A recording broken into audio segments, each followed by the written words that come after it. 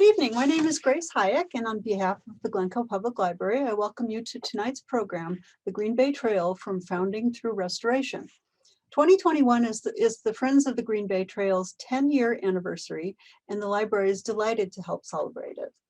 Tonight, we'll be joined by some of the leaders of the Trail Friends, Cam Avery, Joanne Kimsey, and Bob Kirshner. They will take us through the trail's origin as a rail corridor to the small-scale beginnings of its renewal, which centered around buckthorn removal, to its current glory as a much appreciated, heavily used, and lovely point of pride for the whole North Shore. We'll also get to hear about their plans for the trail's future. This program is being recorded. The video will be up on the library's YouTube channel by early next week. I'll also email the video link to everyone who registered for the program in case you want to share it or just relive it. The panelists will be happy to answer your questions at the end of the presentation. Please put your questions into the chat and I will ask them on your behalf. A reminder that this is a Zoom webinar, so you can't be heard or seen by any of us or anyone else. Before we get started, I'm going to put a one question poll up on your screen to find out how many people are joining us. Great, thank you. Thank you very much. Again, thank you all for being here. Now let me tell you about our first panelist, Cameron Avery. Cam is a retired lawyer who loves living next to the trail. You may have met him at the Butterfly Hatchery, leading trail workdays or greeting trail visitors. He's been a volunteer since the Friends' early days. In addition to his leadership and multiple roles on the Green Bay Trail Board, Cam is involved with Ravinia Festival, Chicago's Harris Theater for Music and Dance, the Environmental Law and Policy Center, Habitat for Humanity Chicago, and North Shore Country Day School, and he's a former chairman of Harris Bank Winnetka. Cam, I'll hand it over to you. Hi, everybody. I want to thank you all for joining us this evening, and I want to thank Grace and the library for co-sponsoring this program. I want to tell you a little bit about the history of the trail and the origins of the Friends of the Green Bay Trail. Joanne and Bob will then tell you about our restoration and stewardship work, and I will conclude with a mention of some of our other activities. I started kindergarten many years ago in Glencoe. As you can tell from my gray hair, it was many years ago. And I went to kindergarten at North School in Glencoe, what we now call the Takeoff Center. But I used to love walking along Old Green Bay Road and seeing the trolleys go by on the North Shoreline. By the time I was 6, I was able to ride the trolley by myself to the Winnetka Community House for boxing lessons. Fast forward, and in 2007, my wife and I moved back to Glencoe. And although our property was right next to the trail, we couldn't see the trail because between our house and the trail, there was a dense buckthorn forest. However, a few years later, we started hearing chainsaws on the trail. We went down to the trail to check it out, and we found Betsy Liebson and Eileen and Peter Monahan cutting down buckthorn. And that's when our lives changed considerably. But now let's get back to the trail's history. You know who the early users of the trail were? Well, let's start with the woolly mammoths, a very ancient creature. And then the Potawatomis, a proud tribe of Native Americans. And then explorers like Joliet and Marquette. And eventually there were regular travelers between Fort Dearborn in Chicago and Fort Howard near Green Bay, Wisconsin, hence the name of the trail. Native Americans bent trees along the trail to serve as direction signs. Stagecoaches and mail carriers regularly used the trail. In the 1870s, the Chicago and Northwestern Railway started providing commuter service between Chicago and the northern suburbs. And then in the 1890s, the North Shore Line built a trolley line through the North Shore communities to Waukegan, running next to what we now know as the Metro tracks. You can see in some of their posters that they were depicting some of the early trail users. The North Shore Line provided a charming and convenient way to get around the North Shore and actually all the way down into the city. Interestingly, the owner of the North Shore Line in 1904 built Ravinia Park in Highland Park as a destination to draw traffic to his North Shoreline. The trolleys would stop every few blocks, and if you walk the trail today, you will see concrete remnants of the North Shoreline. The square posts were the foundations for the platforms, and the round ones supported the steel frames that held the overhead wires. Frank Lloyd Wright designed several homes in Northeast Glencoe, but he also designed a waiting station that you see here, which was at the intersection of Maple Hill Road and the North Shoreline. Sadly, the North Shoreline went bankrupt in the 50s. Fortunately, however, for the towns along the right-of-way, for those who live near the right-of-way, the towns along there bought the right-of-way from the defunct railroad, so that this large swath of land has been protected from residential or commercial development. However, apart from removing the rails and replacing them with a path, little was done to enhance or protect the adjacent land. In the late 1960s, a few local residents organized the Committee for the Green Bay Trail. Apparently, its main effort was to provide access points for the trail and to encourage New Trier students to ride their bikes to school on the trail. In 1969, you may recall that a year or so ago, Glencoe celebrated its sesquicentennial. Well, in '69, Glencoe celebrated its centennial. And the village president rode his bike on the trail. You can see this big old bike there.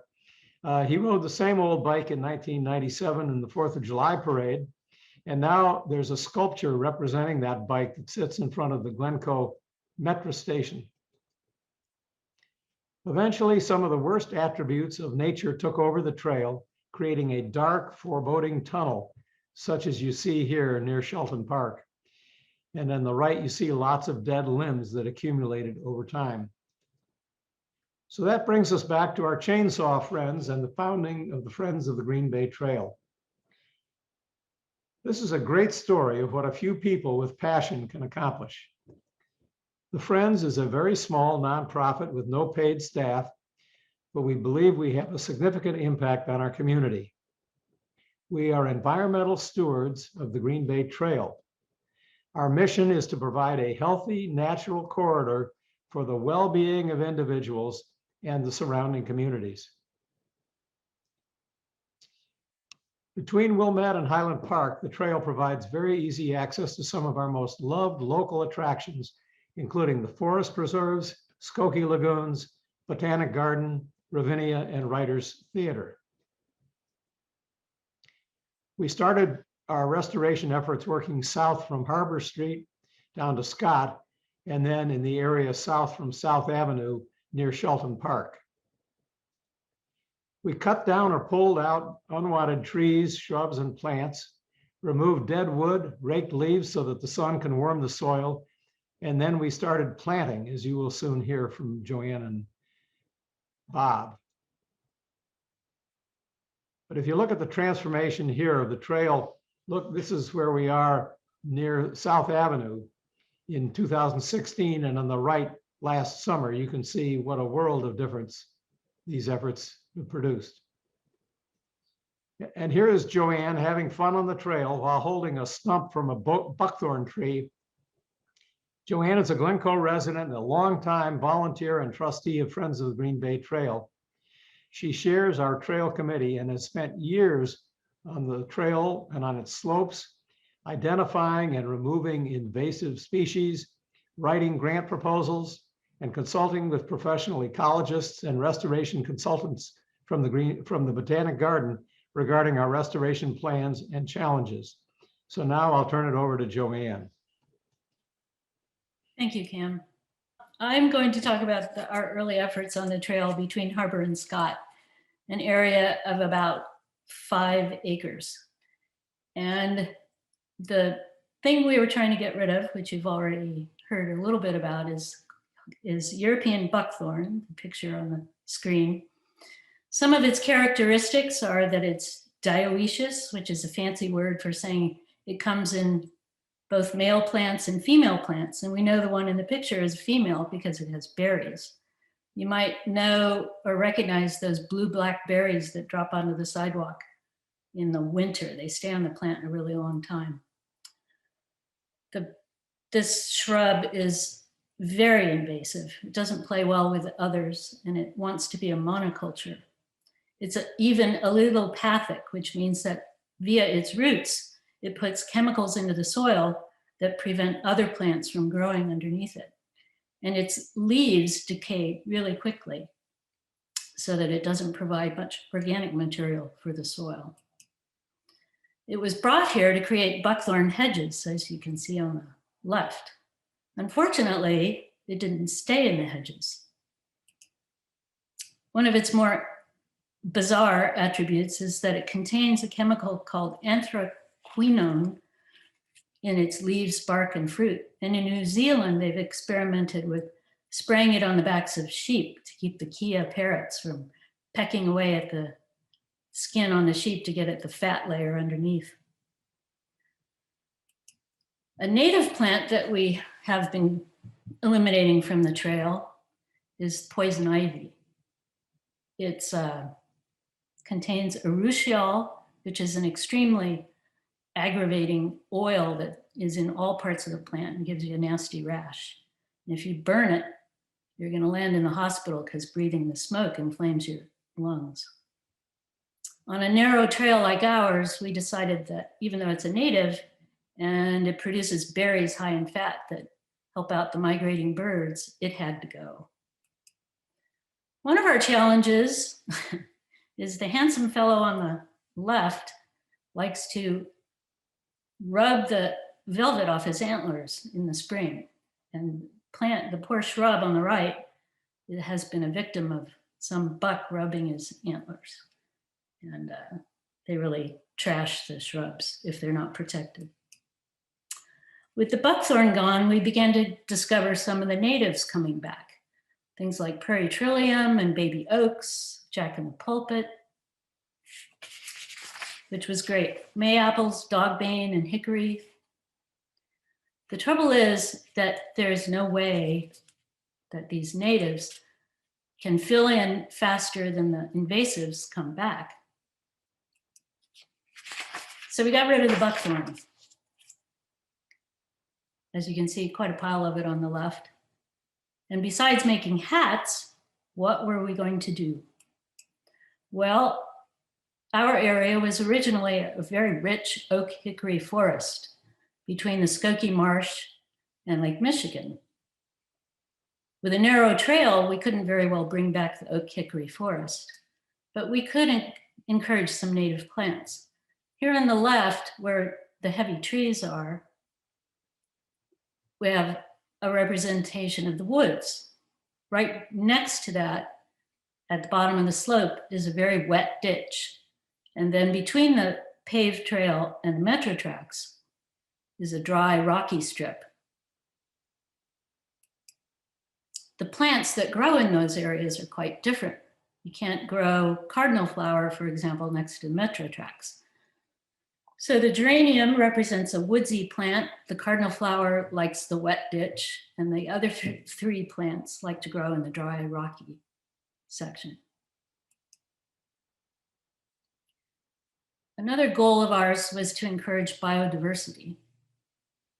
For example, a white oak supports 534 species of caterpillars that birds will feed to their young.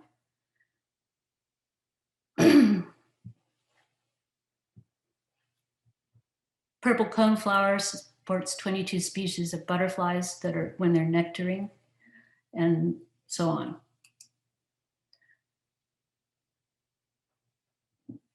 The number of native birds, especially songbirds, has been dropping precipitously in the last 50 years. And almost all native birds feed native insects to their babies. Things like those 534 caterpillars in the oak trees. So that's one reason for encouraging biodiversity and native plants. More native plants, more native insects, more native birds. The picture on the left is a representation of the 54 species of native bees that Andrea Groover found in a study on the trail. The bee on the right-hand side is a larger native bumblebee. They're very placid, going about their business. They're not going to bother you or sting you, unlike the wasps.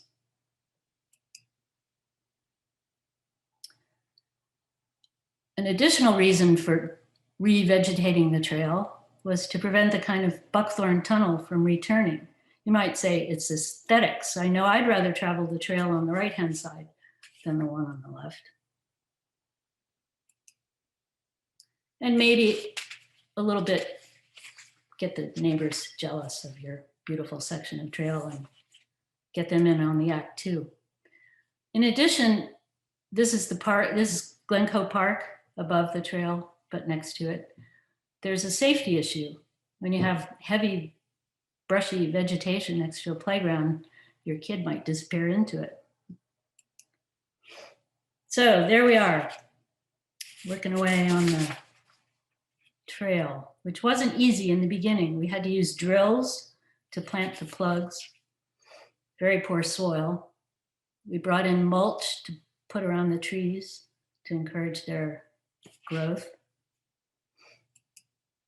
We went into full-time plant production. As you can see on the left, looks like acres and acres of baby plants, which was a good thing to do because, except for having to water them, you get a head start on what you're doing. On the right-hand side, you can see that it's very labor intensive. You have to thin the seedlings because they're so tiny.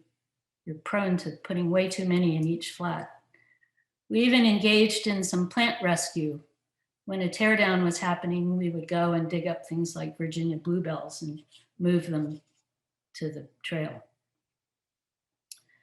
In 2014, we had 200 flats of plants, which was about 8,000 plants that had to then be transplanted onto the trail.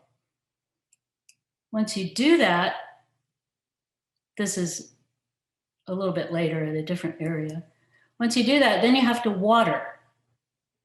And that's a very time-consuming operation. We used wagons and jugs, and we attached hoses to fire hydrants. The village put in a couple of faucets for us, made our lives easier. They would bring their big watering truck and water the trees for us.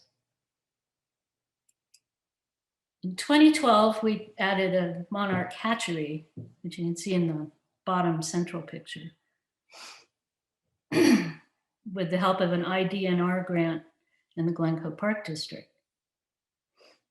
The idea here is to collect eggs, which are very tiny. There's a picture of one on the lower left with a sewing needle for size.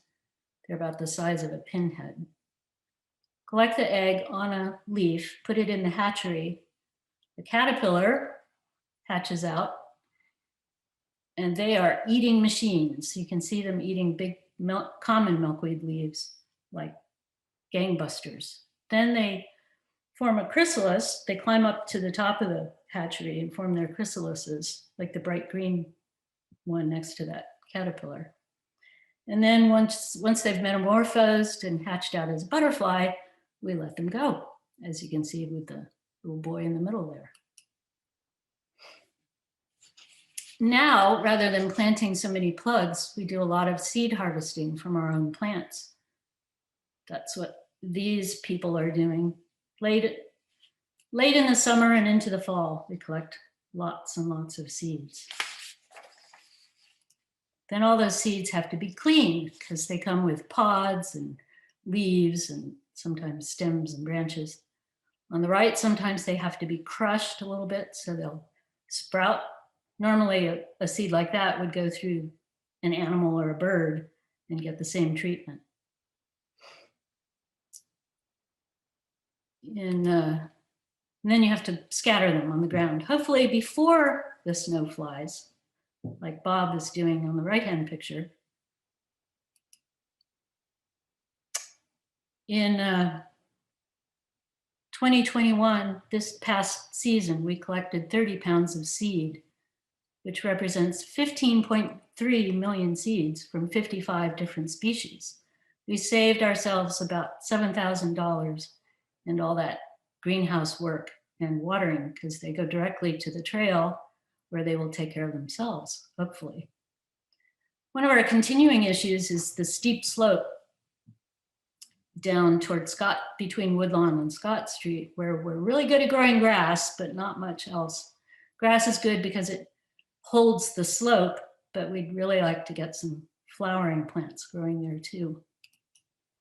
And we couldn't do it without our contractor crews who do a lot of mowing and herbiciding of invasives for us. And of course, our ecological expert on the right-hand side, Jim Steffen from the Botanic Garden, who gives us lots of valuable advice. And of course, our volunteers, from the smallest to the tallest, are extremely important to us. We are still waiting for the bison to come back, and here's the man who can help us do that. Bob Kirshner's entire career has been in natural resources management, first with the Regional Planning Commission on the restoration projects and environmental public policy for 21 years down in Chicago. Then in 1999, he came to the Chicago Botanic Garden, seeing it as a great venue to engage the public on critical environmental challenges. He oversaw the restoration of over 5 miles of lake shoreline, including the installation of 500,000 native plant plugs. And we thought we had a lot of plant plugs. Bob retired in 2019 to the wilds of northern Wisconsin, but generously continues to advise the Friends of the Green Bay Trail. And now here's Bob. Thanks, Joanne. Okay. Well, you know, it's such an honor to work with Friends of the Green Bay Trail. As Joanne mentioned, I've retired now to northern Wisconsin Rhinelanders specifically, but I still enjoy all things trail, and so I'm so pleased to be here with you all tonight. My part of tonight's program is to share a closer look at one of our recent restoration projects that we've been doing alongside the trail. Thanks to Joanne and Cam for laying the groundwork about the trail's history and the opportunities and challenges we face when we, quote, restore the trail. But speaking of restoration, you know, that's a bit of a misnomer perhaps for a situation like ours. I think we can all agree that in the case of the trail habitat, it's doubtful that we're going back to the woolly mammoth days that Cam spoke about. Nor, as Joanne mentioned, is it realistic to restore the oak hickory forest that once dominated the landscape here. So what is restoration then? Well, the dictionary defines it as renewal, revival, or reestablishment, or the action of returning something to a former place or condition. What's the most appropriate term to call what we're doing along the trail? Is it rejuvenation, rehabilitation, renewal? Is restoration a good term for what we're doing? As an example of some true ecological restoration, there's the nearby Somme Prairie Grove.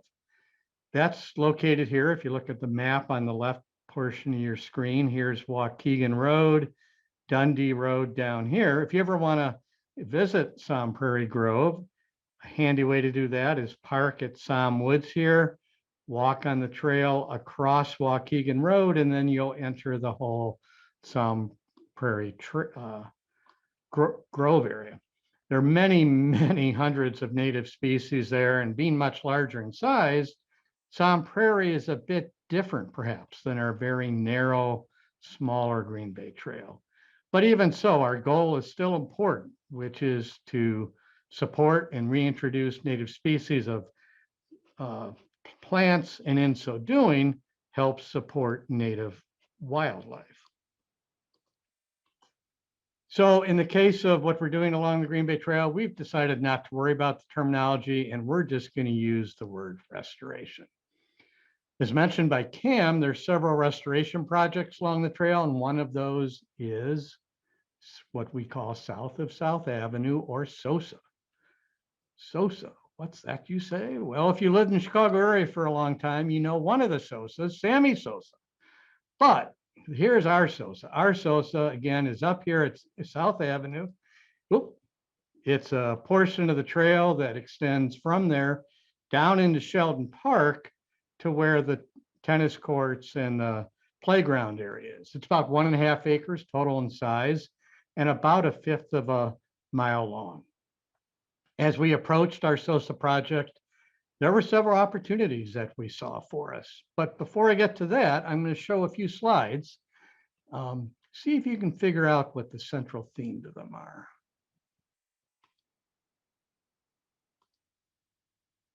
You looking? What is going on in all these slides? Did you catch it? Raise your hand if you said you saw everyone in the pictures were smiling. Whoops, I can't see your hands raised. I did see Cam's hand go up. Thank you, Cam. But anyway, social scientists tell us that the best time to engage people with new ideas and perspectives is when they're doing something that they truly enjoy. And what better time to capture their curiosity than a pleasant walk or a bike ride along the trail on a pleasant Sunday afternoon. Friends programs emphasize engaging our visitors to learn more about the natural world, but at a pace they choose in a way that doesn't bombard them with complicated information. We were talking about opportunities. Another opportunity we had at SOSA was the relatively flat topography of the site, as compared to other sections of the trail that Joanne was showing as well that have rather steep slopes and some pretty serious drainage challenges. And so we were pretty fortunate that these conditions weren't prevalent at our SOSA project area. But we talked about some of the opportunities we had. What are some of the challenges we faced when we started the SOSA project? Well, right out of the gate, we had neighbors who were very concerned about removing the buckthorn and opening their view to trail users, and perhaps even more jarring for them, the Metra trains behind the track there. But as you'll see in a moment, we did work hard to understand their concerns and incorporate strategies to try and reduce them. Of course, every project requires money to make it happen, right? We were fortunate that various fundraising events and great donor generosity raised the $100,000 that we needed for this project.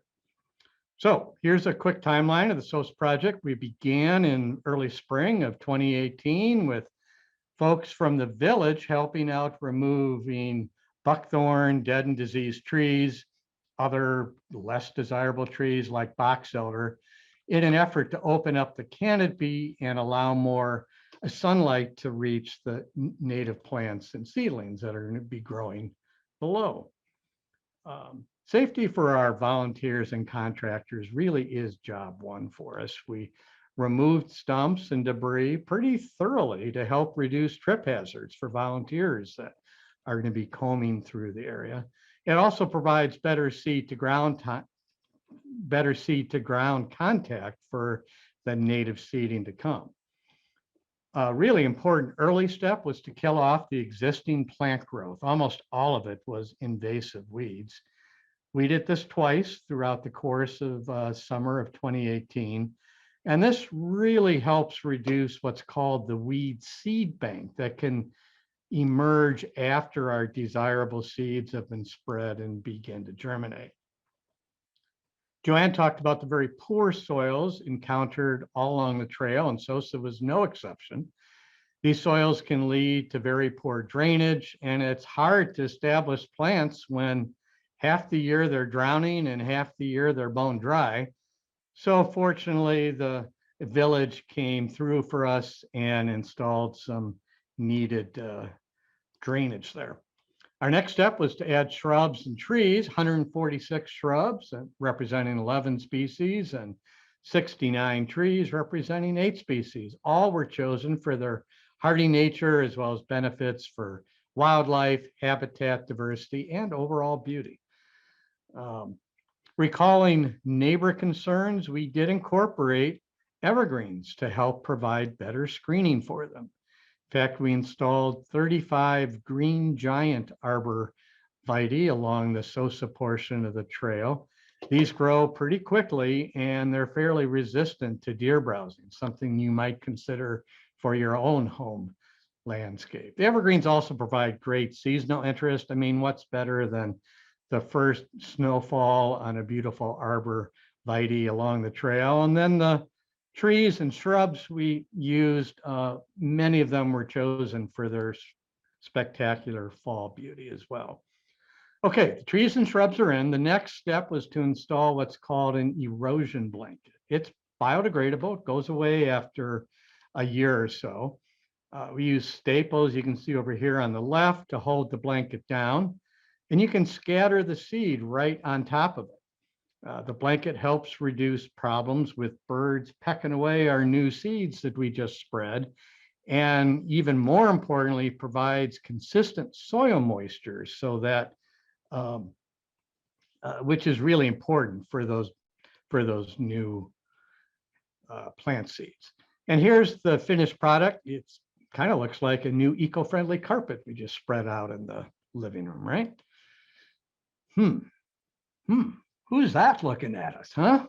Well, deer certainly can provide memorable moments as we're enjoying nature, but as many of us know, there can be too much of a good thing.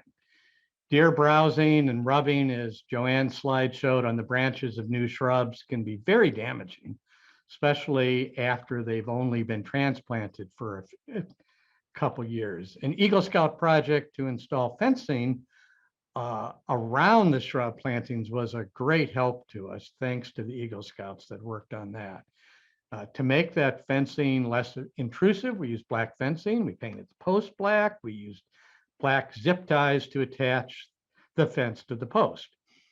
After a couple more years, the shrubs should be pretty hardened in, and we can probably take the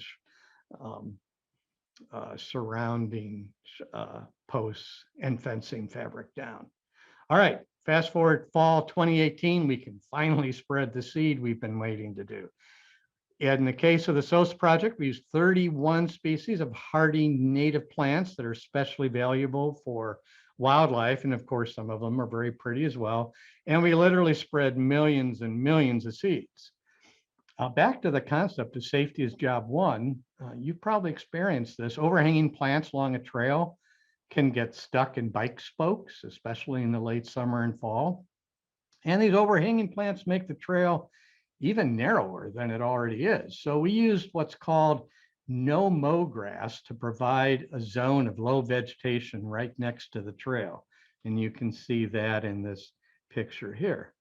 The low mow grass defines the trail edge and creates a attractive transition between the trail path and the native vegetation. You've heard a lot about watering tonight, right? Well, watering the new trees and shrubs, especially those evergreens, is really critical the first few years. Fortunately, the village and the park district partnered to lend a hand with the watering. They sprayed water around the base of the shrubs, and they filled gator bags, you know, those green plastic bags you put around the trunk of a tree. You fill those up with water and they leak water down to the root ball over the course of a few days to a week. Okay, then in spring 2019, we installed native plant plugs in the wetter areas of the SOSA project, where we thought we'd have a tough time getting seeds to germinate. We put in over 3,000 plugs representing 11 different species of plants. See the drill here again? Remember, Joanne talked about how really tough the soils are along the trail. Over here on the left, you'll see us spreading double shredded hardwood mulch. This helps maintain good soil moisture and, importantly, really importantly, reduces the need to water. Okay, the project's been installed. Time to move forward, not behind, right? We're now in the maintenance phase of the project, or what's called stewardship, and a combination of volunteers and contractors are helping us do this work. Our trail has many complexities compared to a larger restoration project like the Sound Prairie Grove we looked at earlier, where at that site, there's interior areas far removed from reinvasion of invasive species that enter from along the edge. But nonetheless, linear trails like ours are absolutely critical to help plants and animals move between other important natural areas and thereby help create these healthy corridors. SOSA essentially is entering its teenage years. The basic fundamental building blocks are in place, and now we're working to enhance its long-term resilience. It is a situation, though, of never-ending stewardship and maintenance. Invasive species will always keep us super busy. They're always going to be around. There are important roles for both contractor assistants as well as volunteers, like maybe some of you watching tonight.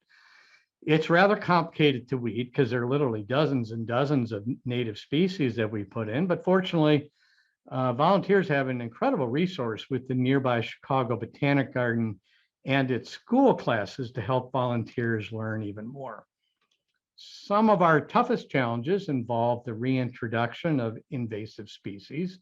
Seeds on the soles of shoes and bike tires can spread these pesky invasives from unrestored portions of the trail. Here we have Phragmites on the left and purple loosestrife over here on the right. And each of these plants just literally creates thousands and thousands of seeds each year. And then there's new invaders too. Raise your hand if you've got this plant cropping up in your yard. Huh? I can't see your hands. This relatively new invader came from Europe, Northern Africa, Western Asia. It likes wetter soils. It blooms in the very early spring and usually dies back by early to midsummer. However,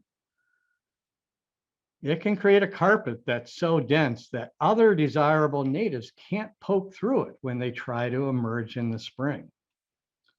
Another consideration moving forward for our restoration efforts along the trail is climate change. Along with an overall warming of the air and water, we'll be experiencing more extreme weather. In our part of the country, we'll probably have wetter, wet weather, including more flooding, as well as drier, dry weather, including more frequent droughts.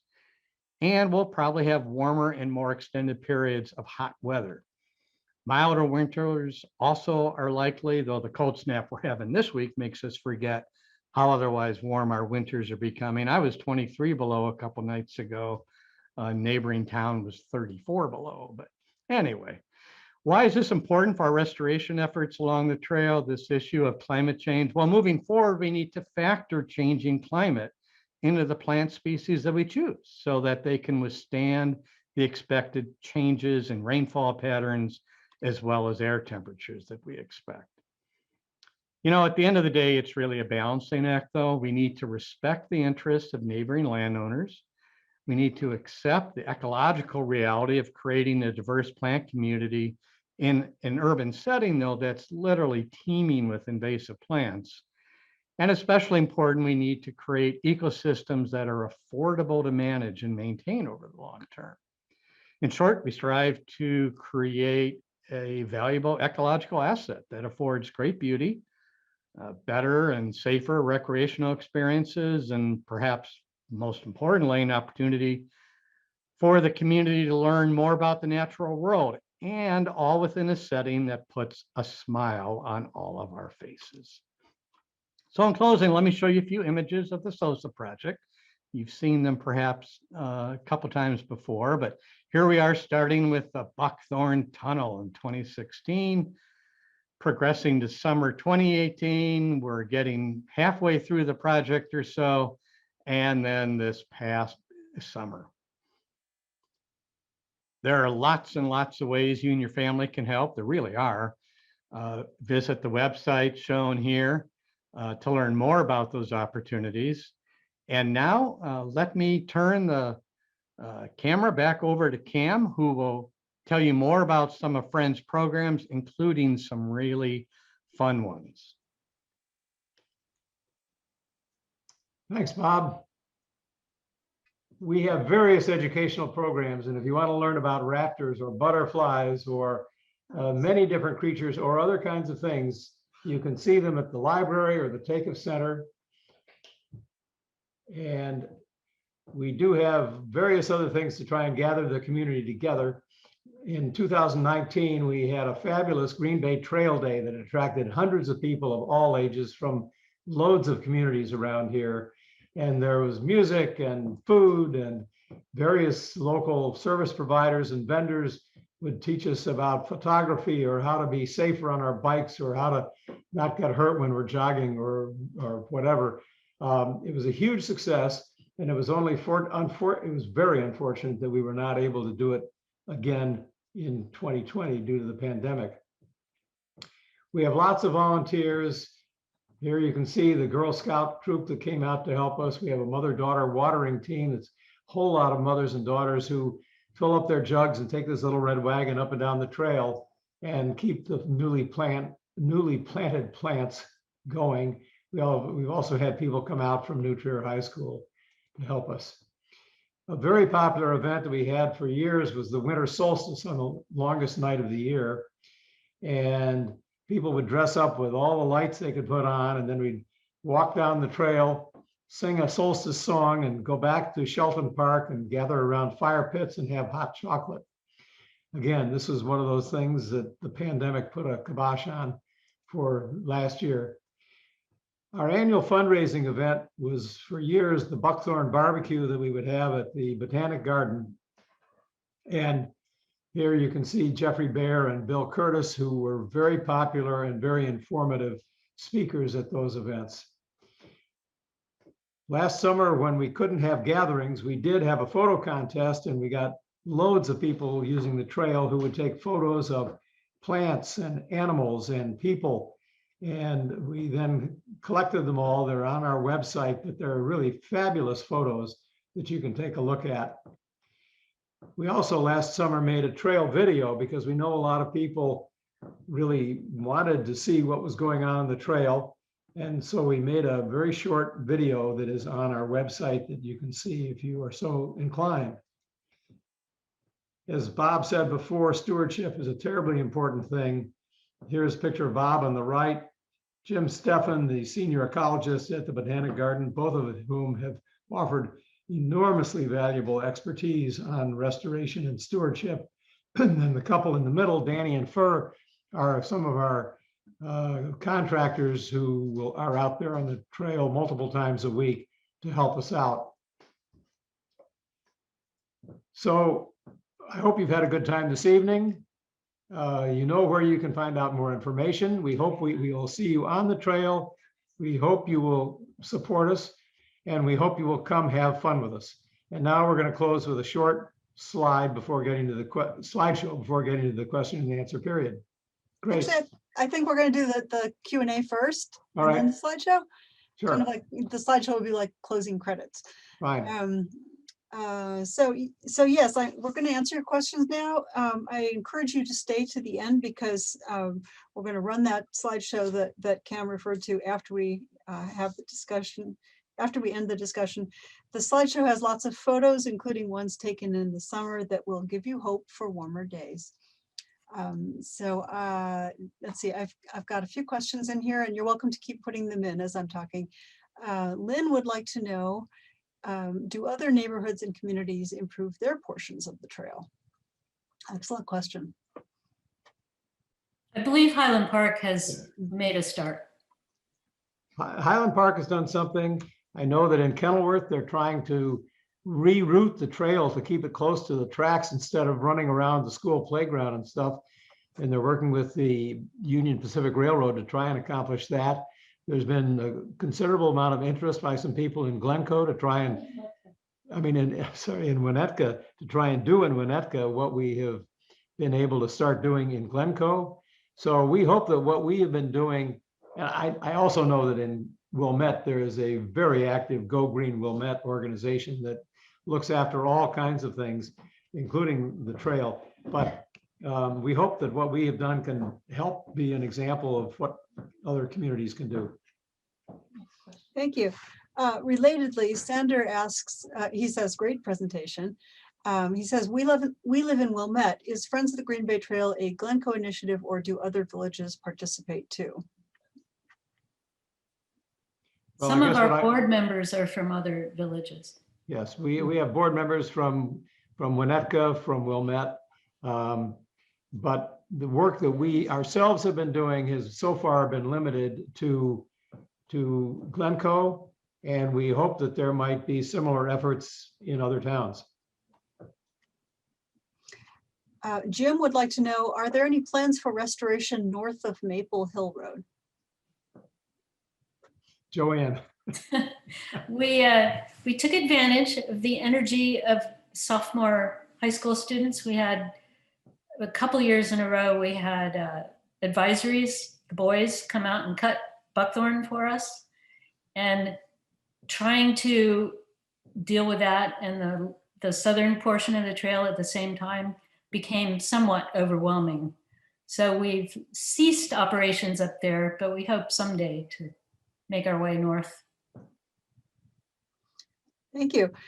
Beth says, other than the one resident you mentioned who did not like what you were doing, I think she's referring to along the Sosa area, how much NIMBY, not in my backyard, resistance did you experience and how did you handle that? well, we had some, it was more than one. But I would say that there were only a few, and we tried to talk with them. And then the village convened a town meeting at which people were able to express themselves. It wasn't really a town meeting, but there was a meeting at which interested people could express themselves. And I think it provided an opportunity for us to hear their, in many ways, valid concerns. But it also enabled us to tell them what our plans were. And ever since we have completed the work in Sosa, I think that we have had, as far as I know, I haven't heard any complaints at all. Maybe some people still wish the buckthorn were there, but I think they really appreciate what has ended up being the result. Daniel would like to know, what are the most pressing challenges in the restoration of the trail? That's Bob's. Bob, what do you think? Well, I'll share with Joanne. Invasive plants are a problem. Let's see, invasive plants are a problem. Invasive plants are a Oh problem. yeah, invasive plants. And steep slopes. Joanne had that image of the slope where she was lamenting that so far we've only been able to get grasses growing. It's tough when you have poor soils on steep slopes. Neither of those issues are a problem for many of our invasive species, but it's not the preferred habitat really of many of our native species. So I'd say invasive plants together with steep slopes and cruddy soils. And the trail is all edge, so it makes it really easy for the invasives to get in there. And the slope is not, it's a cut slope because, the train was put in a ditch basically. And so it's not really soil. It's been dug down into the ground. It's not a soil that developed in a forest or on a prairie over hundreds or thousands of years. So it's just clay. It's what the glacier left. I would say that two other challenges are volunteers. We always can use more volunteers. We have a lot of volunteers, but the work that we do does require a lot of just manual labor of people. And the other is fundraising. We always need to buy more plants and pay for more contractors. Thank you. That leads right to Beth's question. Do you do regular work days that people can volunteer for? Yes. Indeed. And can you tell us about that? This year, I'll tell you about this year.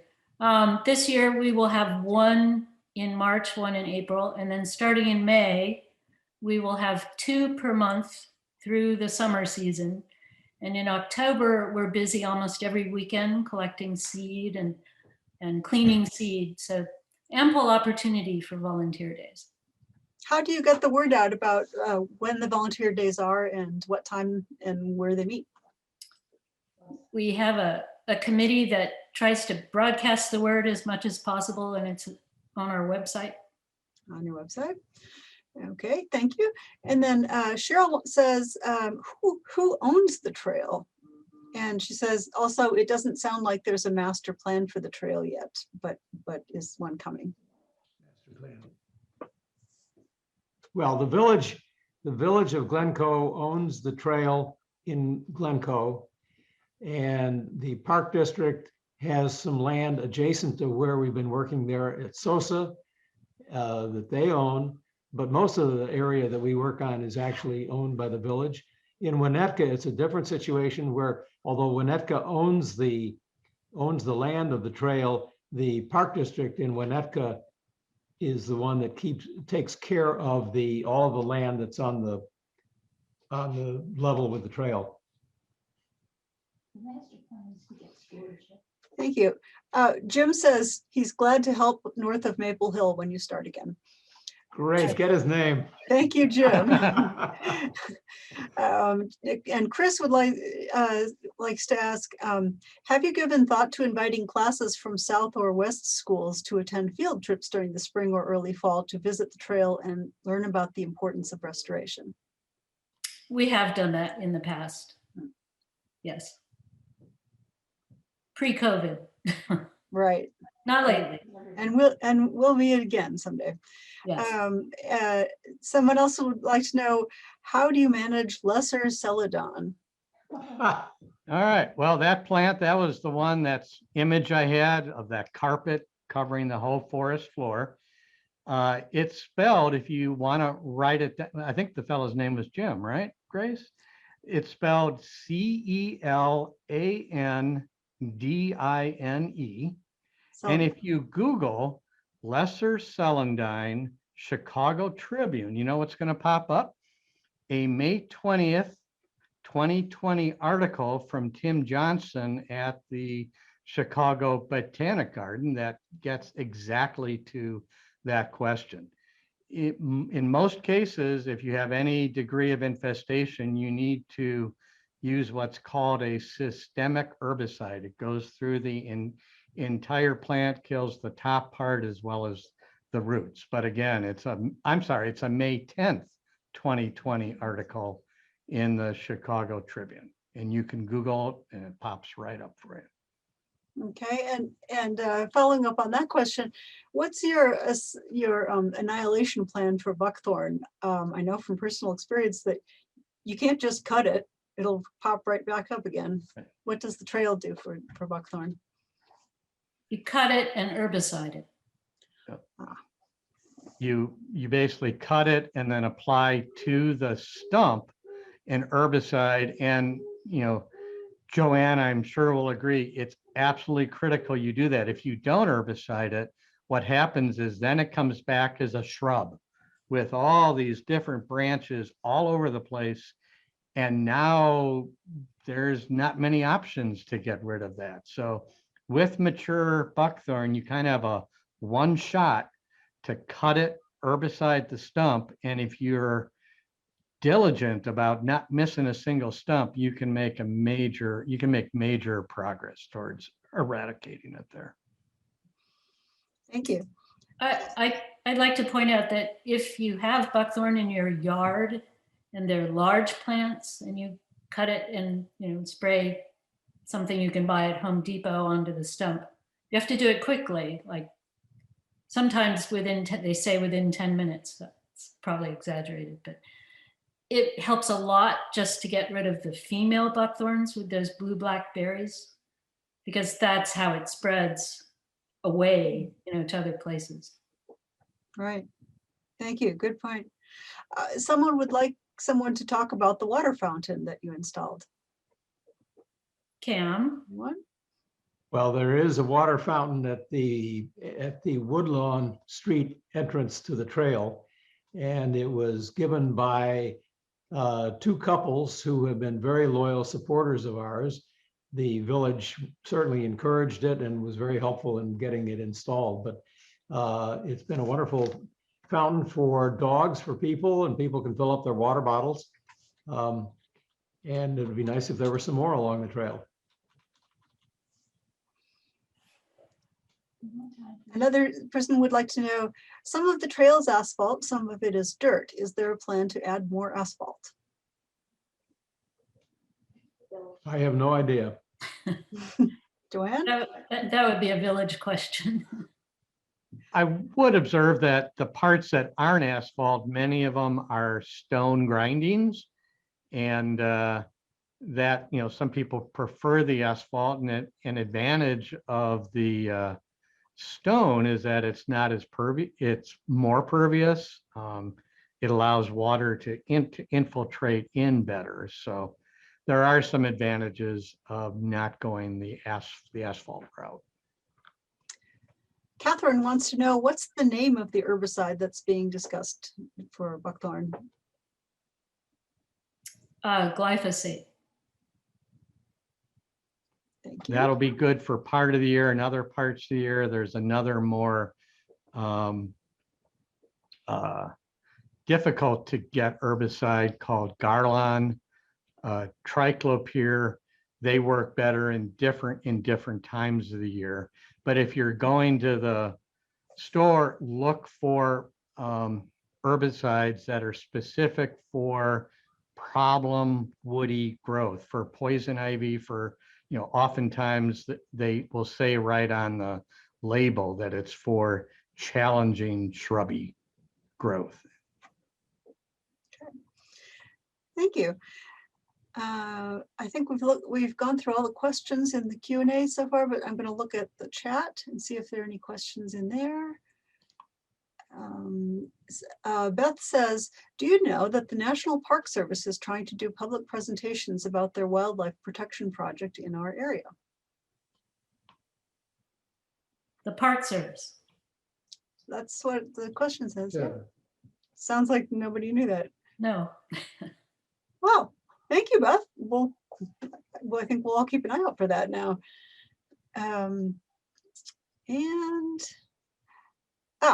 Gail asks, can residents from other villages join the work on the trail? Absolutely. Yes, the more the merrier. Actually, we have them they come from all over. It's amazing to see how many people. We have some people who will bike miles on a Saturday just to be able to work with us. Excellent. Thank you. All right. Well, I think that winds up our questions. Cam, can you stop your screen share so I can start mine, please? Certainly. All right. So thank you to our panelists, Cam, Joanne, and Bob, and thank you, dear audience, for joining us. I'm going to run that slideshow now. If you'll just give me a second here. Get your popcorn ready, everybody. Good night, everyone. Thank you for joining us.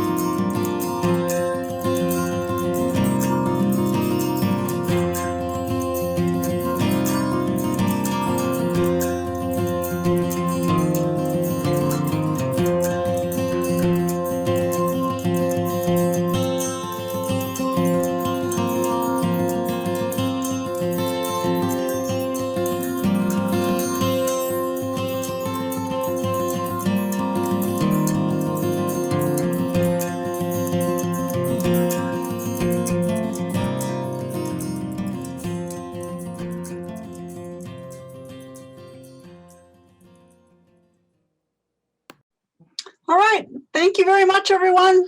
Good night. Stay warm.